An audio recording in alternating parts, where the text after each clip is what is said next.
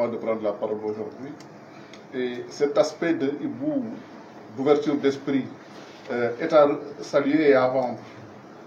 C'est l'un des rares intellectuels francisants, comme tu le dis, Amidou, ouvert à tous les apports et qui milite et plaide pour la préservation des relations que nous avons depuis toujours, sans complexe aucun, avec la France.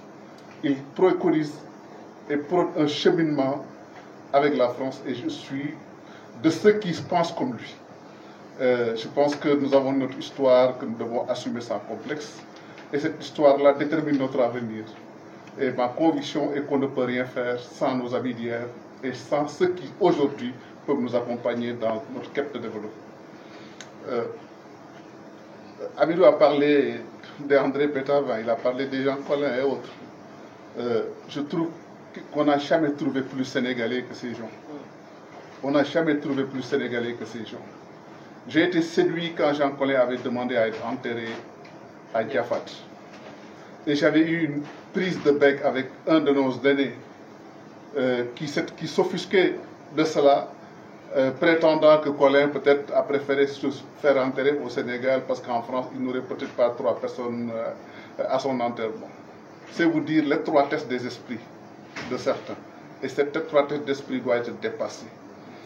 Moi, j'ai vécu une anecdote dans le secteur de la justice, c'était vers les années 1993-1994. Je travaille pour une organisation internationale qui n'est pas française, qui est américaine, et qui avait un programme sur la formation des magistrats, des notaires et des avocats sénégalais sur le droit de l'OADA. C'était un financement américain. Et un des experts était venu et avait rencontré la magistrature sénégalaise à l'époque. Il y avait une présidente de cour d'appel qui était d'origine capverdienne, je veux dire, une présidente de chambre qui était d'origine française, une autre présidente de chambre qui était d'origine malienne, une autre présidente de chambre qui était d'origine béninoise ou togolaise, je ne sais plus encore. Notre grande sœur, Dior Falso, les reconnaître. Et l'étonnement de cette personne, c'était quoi? Vous avez autant de femmes à responsabilité, vous avez autant de femmes d'origine étrangère à ce niveau de quel peuple êtes-vous? C'est vous dire l'importance que le Sénégal doit accorder un peu à son art de vivre et son modèle sénégalais, qui est un modèle d'ouverture et de brassage culturel, comme le préconisait Senghor. C'était seulement le témoignage que je voulais apporter. Au contraire, Amidou, le livre de Ibou est à lire et à distribuer. À cette dédicace pour encourager la pluralité politique dans notre pays.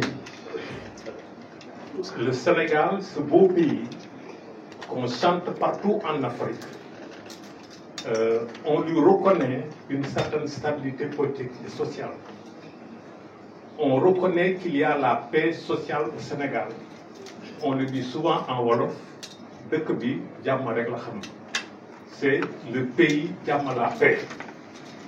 Le pays qui a la paix, justement, est possible parce qu'il y a une pluralité d'opinions dans tous les domaines. En politique, assurément, d'un point de vue religieux, il y a le dialogue interreligieux. D'un point de vue ethnique, il n'y a pas d'opposition au Sénégal entre les différentes ethnies. Quand on rencontre un Sénégalais, contrairement à d'autres pays, on ne lui demande pas de quelle ethnie il est. Nous allons tous ensemble. Et ça, c'est fondamental. C'est ça qui nous a donné 3 alternances politiques. Et c'est ça qui fait la richesse du Sénégal. Donc aujourd'hui, en 2024-2025, où nous subissons les violations flagrantes, vraiment, que le Sénégal n'a jamais connues en matière de liberté de presse et de liberté d'expression, on doit tirer la sonnette d'alarme. Nous avons connu des violations de la liberté de presse et de la liberté d'expression lors de chacune des 3 alternances politiques au Sénégal. sous le président Abdoulaye Wade, quoi qu'il ait fait d'extraordinaire pour le Sénégal, mais en matière de liberté de presse et liberté d'expression, il y a eu des violations. La même chose pour le président Macky Sall, dont on dit qu'il est un bâtisseur, dont certains de mes confrères et amis ici ont été, disons, son compagnon. Okay? Mais il y a eu des violations très graves de la liberté de presse et de la liberté d'expression. Il y a eu des journalistes arrêtés, violentés. Aujourd'hui, honnêtement, tout le monde me connaît, je n'ai pas de parti pris. Le même discours que je tiens aujourd'hui en faveur de la liberté de la presse et de la liberté d'expression, c'est ça que j'ai tenu sous le président Abdoulaye Wade et sous le président Macky Sall. Aujourd'hui, il faut le dire, et je le dénonce chaque jour, les violations de la liberté de presse et d'expression que nous connaissons aujourd'hui sous le régime de la troisième alternance politique, on ne l'a jamais connu au Sénégal. Et ça, c'est un danger pour le Sénégal. Parce que, qu'on le veuille ou pas, le Sénégal va survivre à n'importe quel président. Le Sénégal va survivre à n'importe quel parti. Et donc, il faut qu'on préserve le Sénégal. Et malheureusement, ce nouveau régime-là, oui, Hamidou Anne, que je ne connais pas, sauf de nom, il dit que son expression, que ce sont des incultes qui nous gouvernent. Moi, je dis, ce sont des sous-développés intellectuels. Et ça, ce n'est pas la première fois que je le répète. Ce sont des sous parce qu'ils n'ont pas une compréhension du monde. Ils n'ont pas une compréhension de la société sénégalaise. Ils sont incapables d'avoir une vision pour sortir le Sénégal de la situation dans laquelle elle est aujourd'hui. Je ne sais pas qui l'a dit parmi les présentateurs, c'est l'État qui va nous sauvegarder, nous les uns et les autres. C'est ça qui va faire qu'un homme plus fort ou une femme plus forte ne va pas dominer d'autres. Et ça, il n'y a que la loi. Récemment, la Cour suprême du Sénégal, en matière de liberté de presse, a sanctionné, je crois, si je ne m'abuse, les journalistes vont peut-être me rectifier, c'est la première fois qu'une instance aussi suprême que la Cour suprême inflige un tel camouflet, une telle humiliation au ministre de la Communication qui se croyait le dieu des journalistes pour dire qui doit être média au Sénégal ou non, et même l'outrecuidance de prendre un arrêté portant arrêt de diffusion et de cessation de 381 médias. Mais qui est ce monsieur? C'est le dieu de qui? Hein? Il n'est même pas son propre dieu, à fortiori d'être le dieu des Sénégalais. Okay? Donc c'est important que je ne partage pas les mêmes positions politiques que Hamidou Anne, que Serigne Saliou Diagne, que Ibou Fall, ok? Mais nous avons tous, chacun, le droit d'exprimer nos points de vue. Et c'est ça qui fait la force du Sénégal. Donc, encore une fois, je voudrais féliciter donc, Ibou Fall pour que son esprit continue d'être retors. Nous en avons besoin. Il y a une autre grande dame de la presse écrite qui est ici, Henriette Kandé-Niang, mais dont les chroniques, je m'en délecte chaque fois qu'elle en écrit.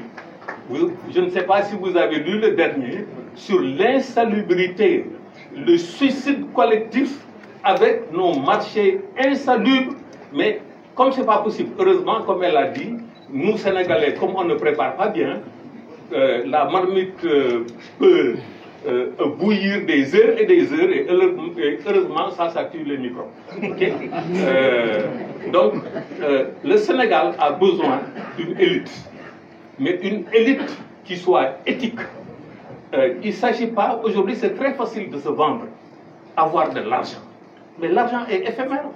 Combien de grands journalistes avons-nous connus ici qui se sont compromis avec les régimes, qui se sont compromis avec la politique et qui sont brûlés les ailes? Nous, journalistes, les jeunes journalistes, les jeunes techniciens des médias, qu'ils soient armés d'éthique pour professer, pour que le Sénégal puisse continuer d'être libre, qu'on puisse donner la parole à toutes les sensibilités politiques. Donc, représenter ce soir la 8e édition de Films sénégalais. Les premières que j'ai publiées datent de 1993. C'était une compilation liée. Ensuite, j'ai fait autre chose, j'ai fait des journaux, etc. Et en 2009, j'ai publié la deuxième série, Dieu le pire. Ensuite, 2010, Vent d'Arlet. 2012, Les Échocrates. 2013, NTS, le nouveau type de sénégaliserie. Ensuite, j'ai publié en 2021 le récit biographique de Senghor, mais c'est toujours sur le même ton, le même style de sénégaliserie, un peu satirique. Et voilà, donc les 8e sénégalaiseries sont un peu pour 2024-2025. C'est une année charnière qui a connu des bouleversements, surtout au plan politique. Et donc, voilà, c'est la chronique que je considère comme des enfoirés. C'est-à-dire que c'est une période qui a un peu bouleversé l'échiquier sénégalais. Et surtout, on a l'impression de faire du surplace. L'économie au ralenti, nous avons l'impression que les nouvelles autorités ont du mal à trouver leur marque. Et pratiquement un an et demi, ça commence à faire long. Je pense que les Sénégalais souhaiteraient revoir la machine économique redémarrer, que tout le monde se remette au travail. Et bon, j'espère qu'on n'y arrivera. En tout cas, cet ouvrage, c'est justement le récit des épisodes de notre actualité, à partir du moment où les gens ont préparé la présidentielle, avec les épisodes qu'on a connus, Macky Sall qui a voulu les reporter, ensuite le Conseil constitutionnel qui le ramène à l'ordre. Finalement, la présidentielle se passe. Le 24 mars, l'opposition, pour une fois dans l'histoire du Sénégal, remporte l'élection dès le premier tour avec 54% des votes. Et puis, quelques mois après, les législatives, les Sénégalais confirment leur volonté de changement. Et puis, voilà l'actualité qui se déroule au fil du temps. C'est vraiment l'objet de cet ouvrage.